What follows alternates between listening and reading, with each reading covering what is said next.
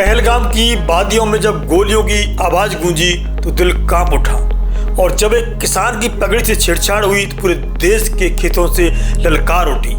ये कहानी आतंकवाद के खिलाफ आवाज की, ये कहानी पानी पर हक की, और एक कहानी है उस 51 मीटर लंबी पगड़ी की जिसने किसान के सम्मान की ऊंचाई को माप दिया। आज हम बात करेंगे टिकैत बंधुओं के बयान की, एकजुटता की ताकत की, और उस ऐतिहासिक पंचायत की जिसने बता दिया किसान जब भी जागा हुआ है, अब भी जागा हुआ है। पहलगाम में हुए हमले से पूरे देश को झकझोर के रख दिया।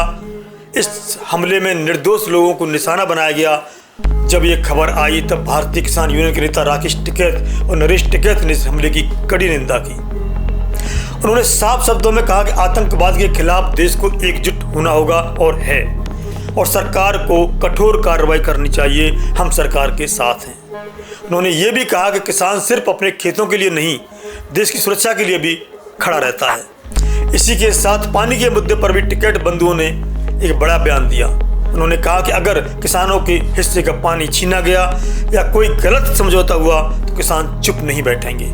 लेकिन असली मोड़ तब आया जब मुजफ्फरनगर की एक रैली में राकेश टिकैत की पगड़ी से छेड़छाड़ की गई, झंडे से टच किया गया। यह केवल एक व्यक्ति का अपमान नहीं था, यह पूरे किसान समुदाय की इज्जत पर हमला था। इसके बाद मुजफ्फरनगर में एक विशाल किसान पंचायत बुलाई गई। लाखों किसान जुटे और वहाँ एक ऐतिहासिक क्षण को देखा गया कि राकेश टिकैत को 51 मीटर लंबी पगड़ी पहनाई गई। ये पगड़ी केवल सम्मान नहीं, एकजुटता का प्रतीक भी थी।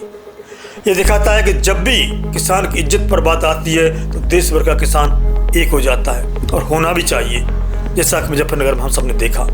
राकेश टिकैत ने मंच से कहा, पगड़ी सिर पर नहीं जिम्मेदारी के नीचे बनती है। किसान की जिम्मेदारी है कि देश, खेती और अस्मिता की रक्षा करना।